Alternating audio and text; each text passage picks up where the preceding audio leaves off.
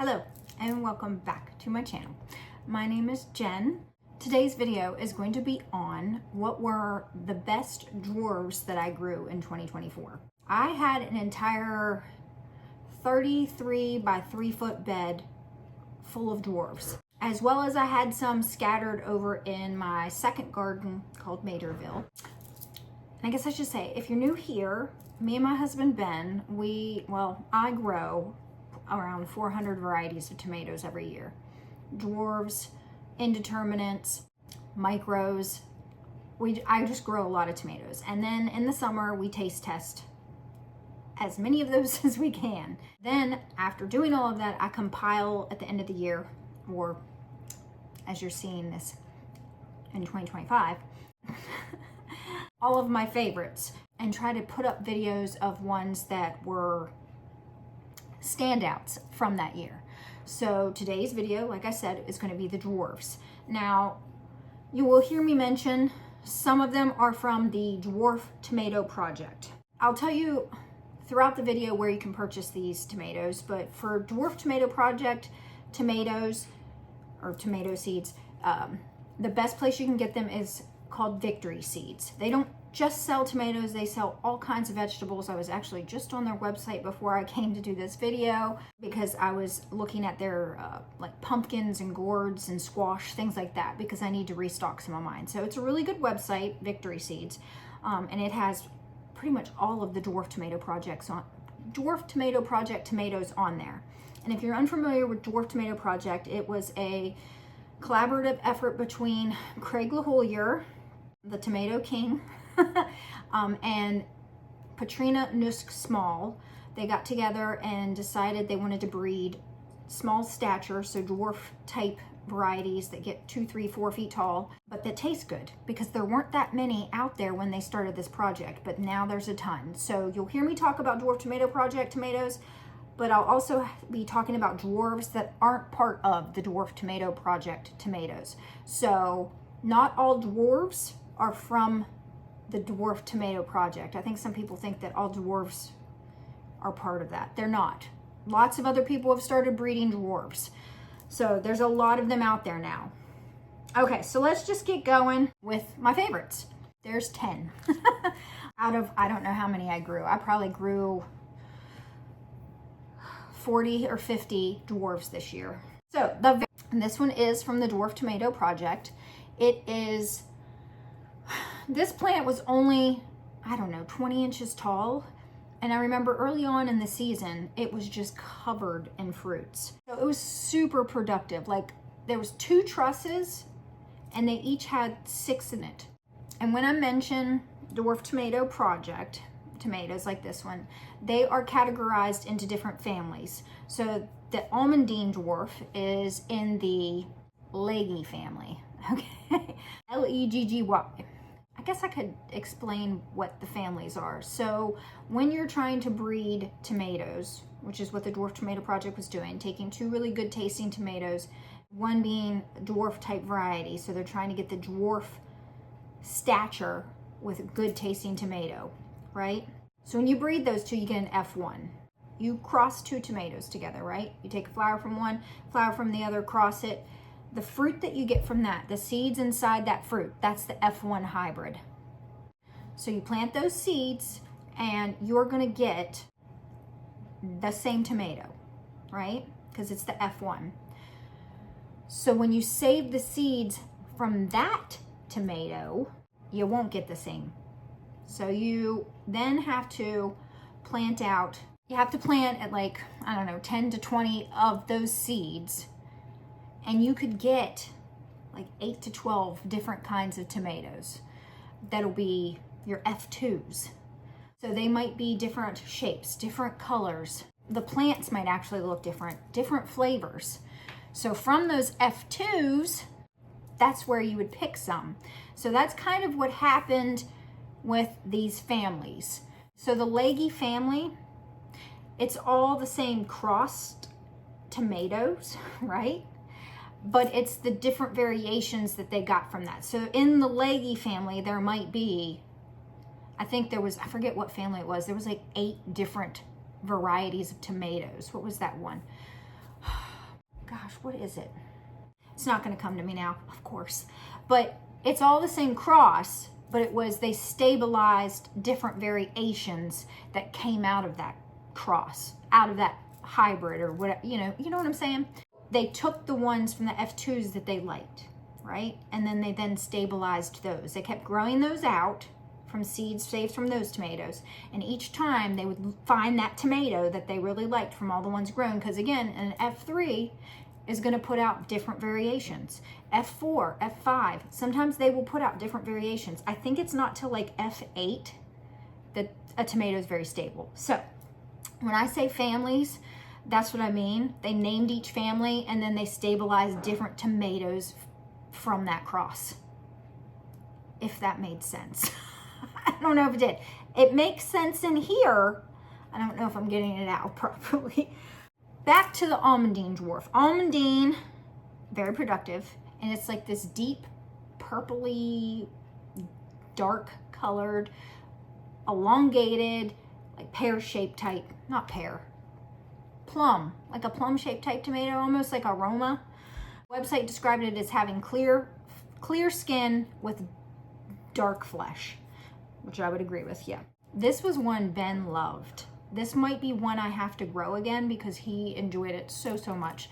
And we didn't really get to try a whole lot of those tomatoes that I was talking about that's all over the plant because I had a groundhog issue. This was just not my year all around. Weather was against me, deer, groundhogs, all against me. But I will say this, the groundhog liked, of all the 30 some plants in that bed, it liked Almondine the best. I don't know if that says something because it ate up. Every time there was a tomato ripening on there, it disappeared. But we did get to try a few and they were all really good. It has a classic tomato flavor, but also fruity at the same time. It was really good and Ben really liked it.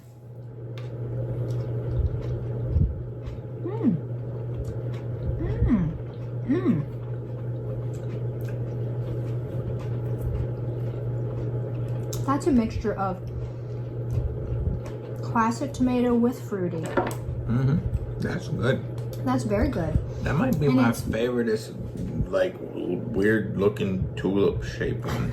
I don't usually like those. The like long elongated ones. Yeah. Well, this one's like not anything. It's only 5.5, but it tastes sweet. Yeah, but also tomatoey, like tomato flavor. And the meat to gel is good consistency. Like like a lot of times you see these shaped ones and you think they're going to be dry. It's I don't know. Like you think that they'd be for like sauce making, like but this one's very productive. I like that one. Yeah, I'm gonna eat that. I'm sorry, babe. Did you want another slice? Well, there ain't no seeds in. Well, there's like 7 seeds There's in there. barely seeds. You can eat it. Just eat it. I like that. Still liking it? That might be my favorite of this taste test. Yeah, pretty good. Number 2 that I'm going to talk about is called Shamrock Dwarf. Not part of the Dwarf Tomato Project. A cross developed by, I guess it was a cross made by John, is it Bredler? But it was stabilized by Blaine Horton. It's a cross between Free Red House Standing Tomato and Cherokee Green. I've never heard of the first tomato, Free Red House Standing Tomato, so I need to look that one up because I really like Shamrock. I do like Green Cherokee, and I really liked Shamrock. So now I want to try Free Red House Standing Tomato. You can get seeds for Shamrock from Meraki and Bounty Hunter. They both sell that. Meraki seeds and Bounty Hunter seeds. This one was beautiful. It varied in size. The tomato shape varied in size. There was like some really small slicers to some pretty decent sized slicers. Plant grew really well until the deer ate it. It smelled good.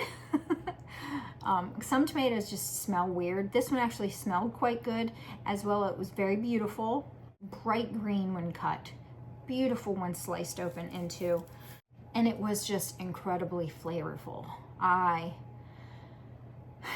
grew this one solely because of the name and because it's a green when ripe. I guess I didn't say that. It's green. It was green when ripe.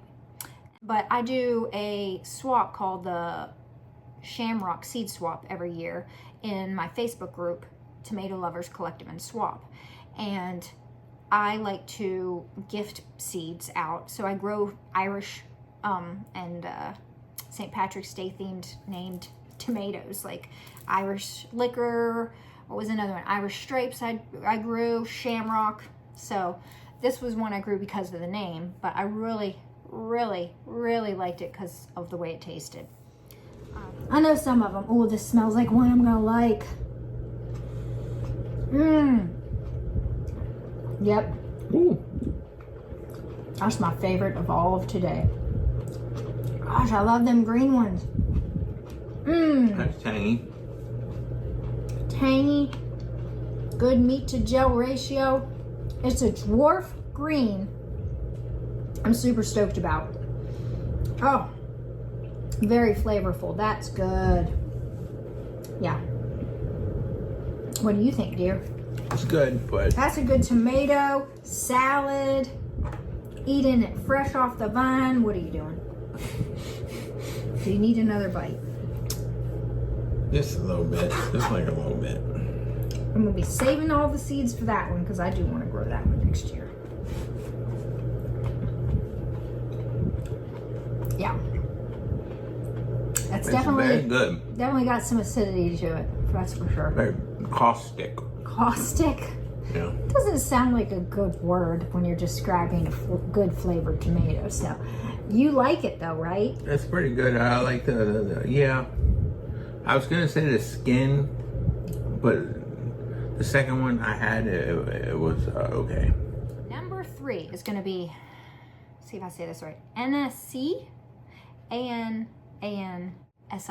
You can get seeds for this from Meraki as well as Tomato Faifu. This one had a Brix of 6.8, so pretty high Brix.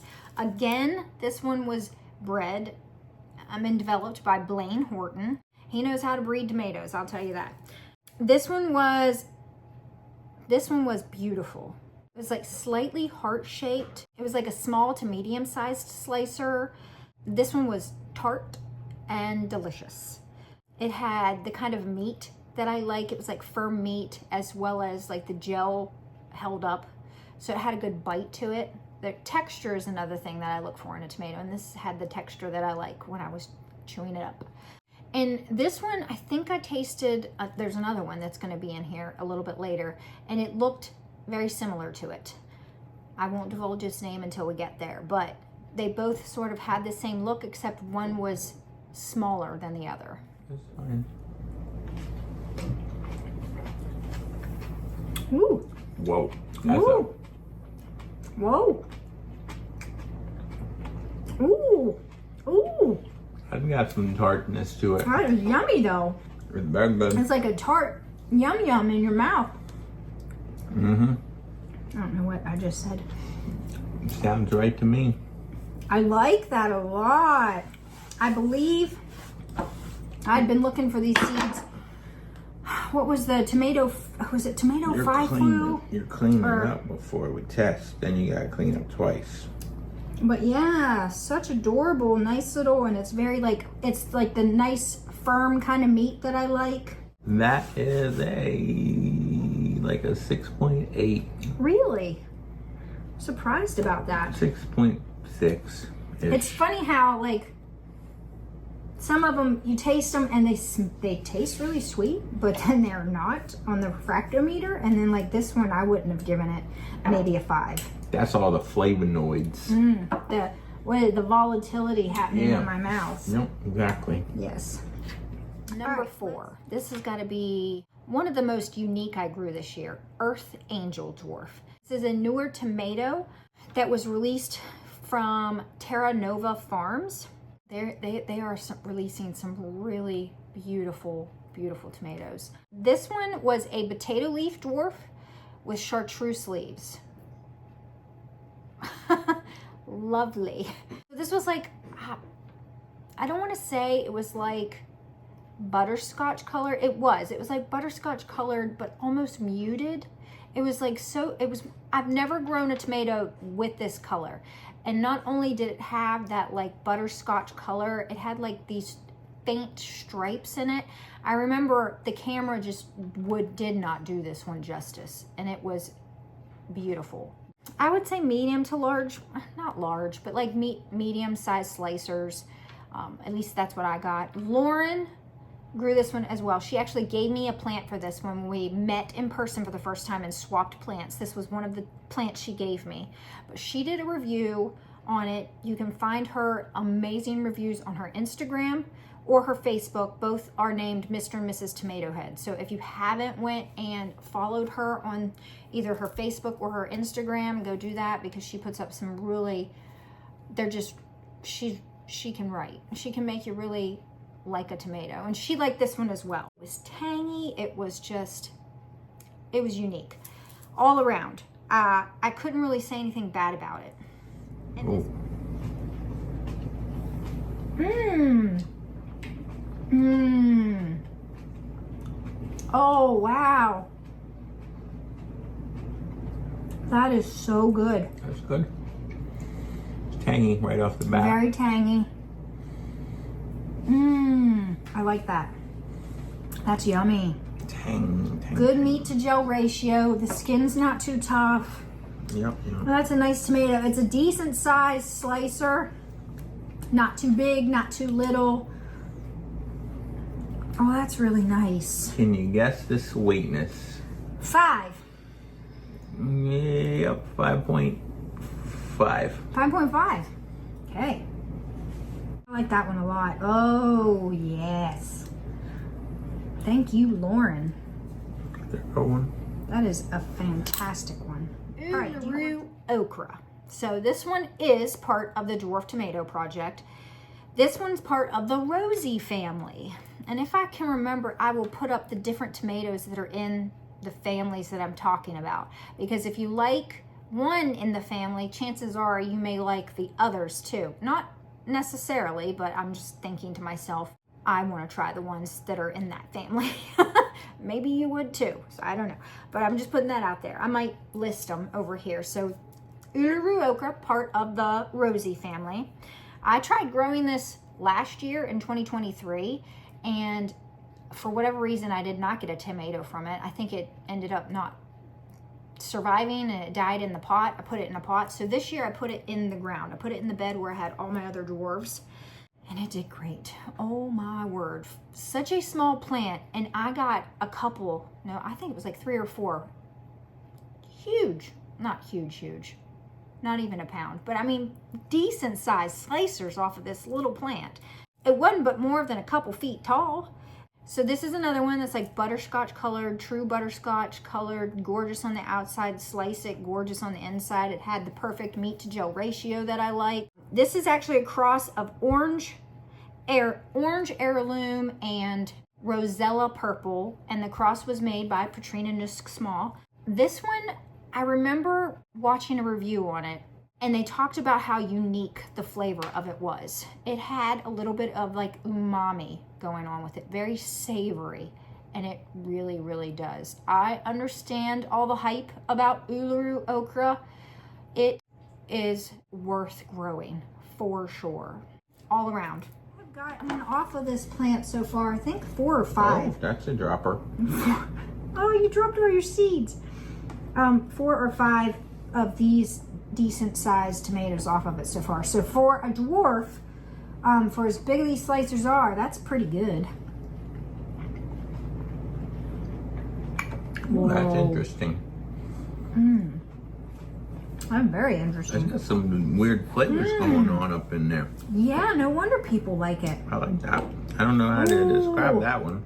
It's tart, and the meat is like, again, it's one of those ones that the meat melts in your mouth.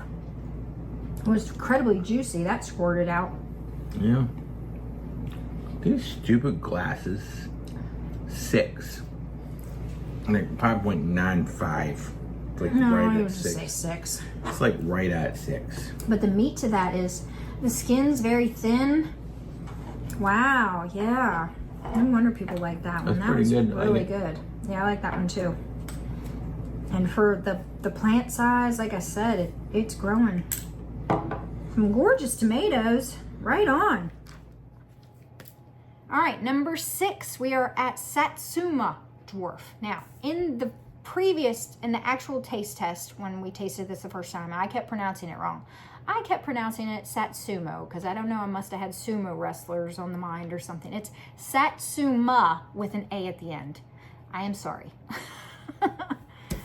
I will make mistakes. This is not the first or the last time that I will misspell a tomato name. So a blanket statement, I'm sorry for all the mistakes that I will make in the future. Satsuma Dwarf, you can get seeds at Meraki and Bounty Hunter. Meraki seeds and Bounty Hunter seeds. This one had a Brix of 7, which is pretty high for a slicer. This one had really good production. It's like a small saladette or a really large cherry. I don't know how you would describe. 2 to 3 ounces is what the website said. And I would agree. They weren't very big. But boy, did they pack a punch with flavor. This, they said, I looked it up, it said it was a dehybridized version of Orange Pixie. It was one that was tart, it was sweet, it was juicy, and it just good. We both liked Dwarf Satsuma. Brix. Oh, that's good. I'm really hungry. That is very good. My first tomato. It's a little tart to begin with. Oh, that's delicious. But it's also sweet. It's yeah, that's a Brix of 7. Yeah. Sweet and tangy. Very sweet and tangy. That's a very tasty tomato. Ooh, I like Satsumo. Yep, it's a Brix of 7. Well, it's like almost 7. Yeah. Wow. Do you want another bite of that? Yeah. I think this one's got a good amount of fruit on it too. There's some of the dwarfs that are completely, ooh. Yeah. Oh, that's good. I'm very tangy. That's good. But sweet. Yeah. It's got a nice flavor. I like that. That's good, and it's got a good consistency. The skin's good. Everything's good. I'm really hungry. Yeah, that's the first thing I'm eating today. I didn't taste any marker and I just ate it. Number 7 is King Aramis.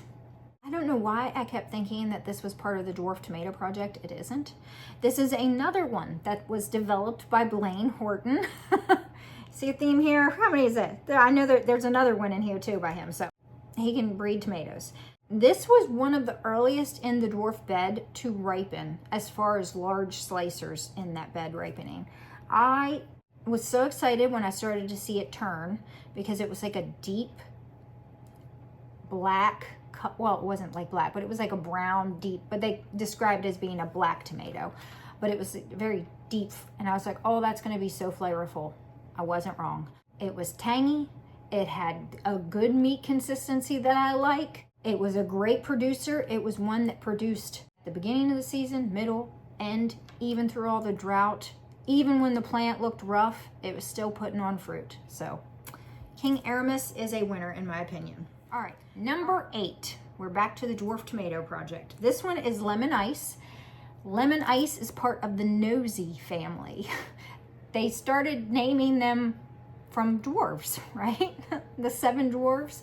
So this one was named Nosy family. This plant was 2 to 3 feet tall, a little bit bigger than some of the others. I remember it being a little bit taller than some of the others around it. This was another one that I tried to grow the previous year and was unsuccessful. I had it in my greenhouse, and I think I put it in there too late after I had put the shade cloth on it, and it just never really got going. So I never really got any fruit from it. It did really well in the bed. So I put it outside in my dwarf bed, my 33-foot dwarf bed, and it produced different sized, elongated, they almost look paste-like. And I wasn't really, a friend of mine had told me that this was a really good tomato from the Dwarf Tomato Project. And I didn't really have high hopes for it just by looking at it. It kind of looks like Aroma, except it's white, yellow white.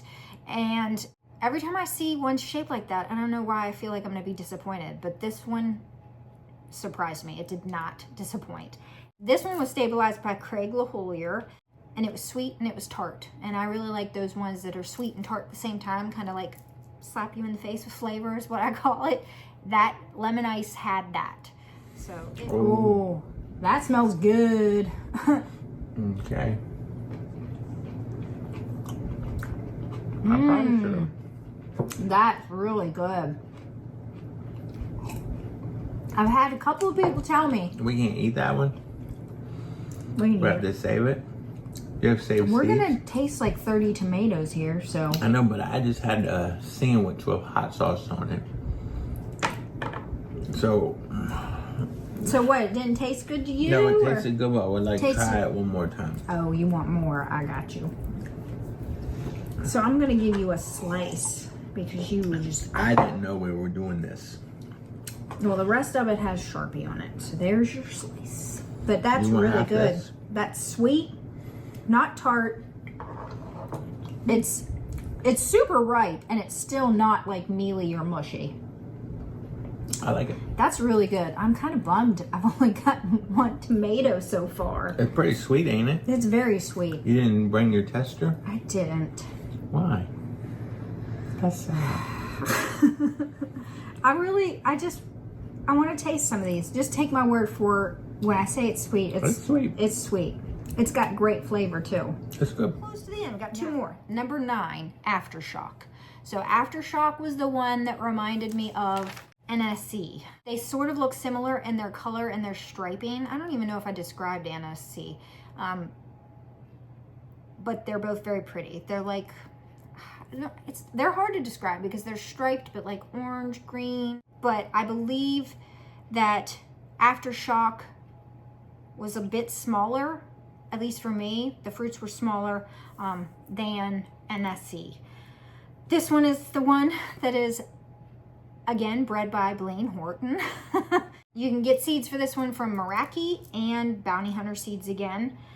This one had a Brix of 8, so it was a sweet one. Mine were, I would say, between 3 to 5 ounces. This one, I would say, had a uniqueness to the flavor of it. I'm a sucker for ones that just taste different. This one had like some sort of deepness to it. And I remember eating this one, always thinking, what is that that's in the background? And I could never place it. I couldn't describe it.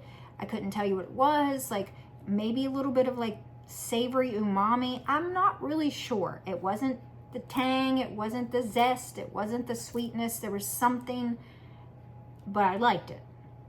It wasn't like mayo. I've talked about mayo. I've even tasted tomatoes that taste salty. That wasn't it. I still to this day can't tell you what it was, but it pleased me, whatever it was.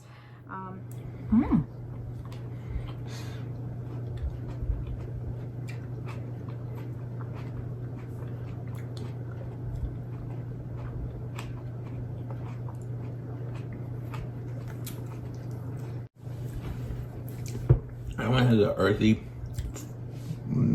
tone to it. Not bad though. No, it's not bad. It's good. It's not, I don't know. There's something interesting about it. What is that? That's Wait, did you get the, the Sharpie. that's the Do you Sharpie. think Sharpie tastes something? I'm We gonna, don't I'm gonna eat want to around that. compromise the integrity.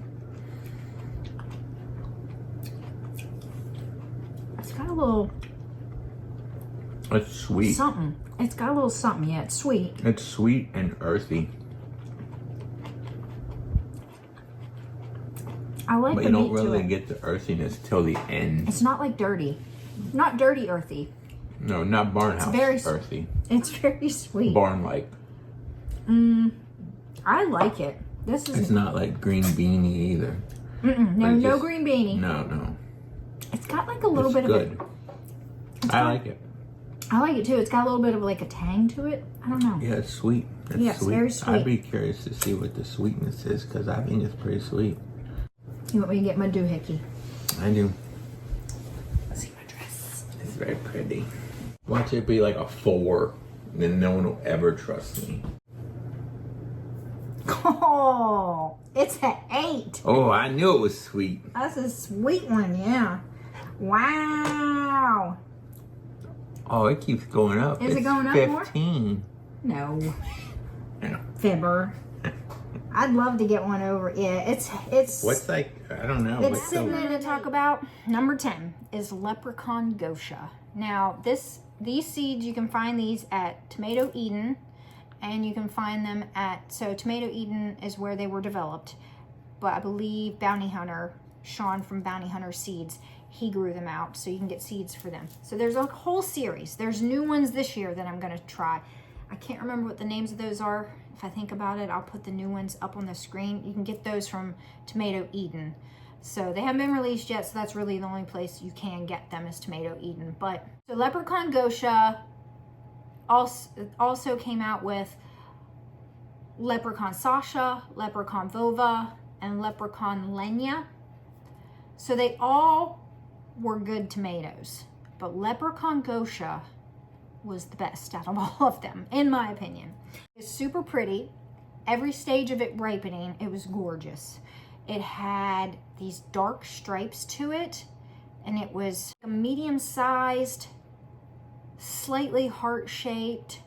It was the earliest one to produce fruit of all the leprechauns. Again, I grew this for the Shamrock seed swap. I wanted seeds because it had the name leprechaun in it. This plant was probably about 3 feet tall, and it produced throughout the entire season, even with all my heat and drought. It didn't produce like a ton of fruit. I think I only got like a handful, but that could be, you know, the heat and drought.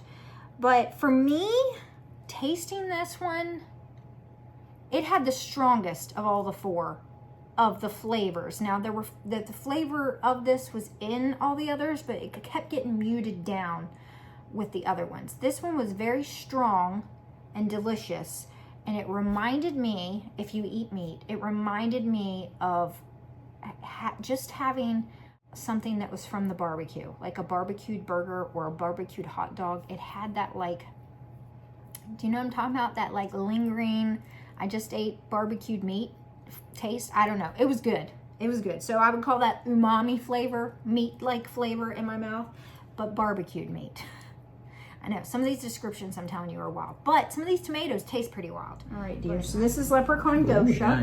Yeah, man, that's very... This is my first tomato of the day. Is it? Yeah. Not mine. I've been seeding tomatoes and... Whoa. Ooh, that's very, lots going on. It's sweet. different. It's sweet, but it's got something else. Whoa. It's not like tart. It's not. You think it's? I don't think it's very Not tart. tart. But it's got But- something going on, man. Would it be tangy? I think tangy would be a better word for it. Oh, gross. Yeah, tangy. Like it's got like a tang. I don't know, but like I'm not really it's tasting almost the like a tang. smoky tang. I'm not tasting the tang. It almost is like that flavor that's left in your mouth after you've had like a burger that was eaten, that was made on the grill. No?